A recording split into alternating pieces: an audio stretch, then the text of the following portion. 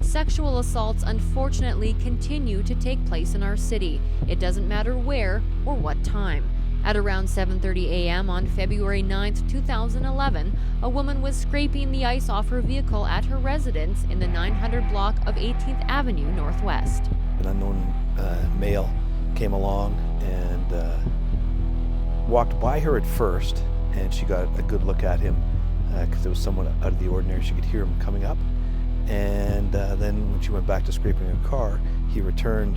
He was very stealth, came up right behind me and threw me against my car and started grabbing me. I screamed and then fought my way, turned around, started fighting him.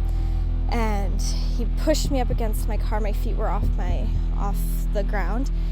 And I had my scraper still in my hand, so I started hitting him.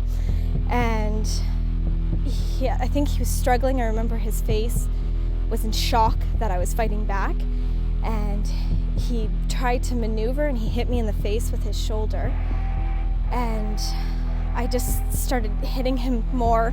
After what felt like an eternity for the young victim, the offender let go and ran northbound on 8th Street into a nearby alley. The victim chased after him on foot for a few minutes, then ran back to call police. It appears it was almost like a crime of opportunity.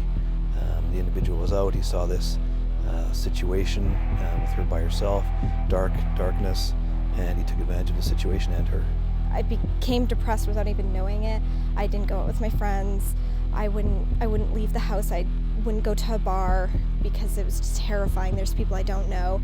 People on the street, I would just glare them down because I was so terrified that they could be the man that did it. Police have released this composite sketch of the suspect.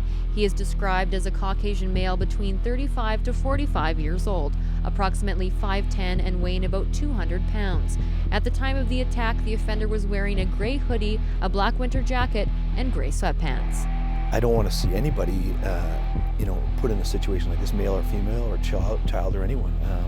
We want Calgary to be a safe city. We want to ensure that the citizens of Calgary are safe, and we'll do everything we can to try and bring people that do this sort of thing to justice. That's what we're here for. It shouldn't happen, and we need to stand up for our rights and say it's not okay.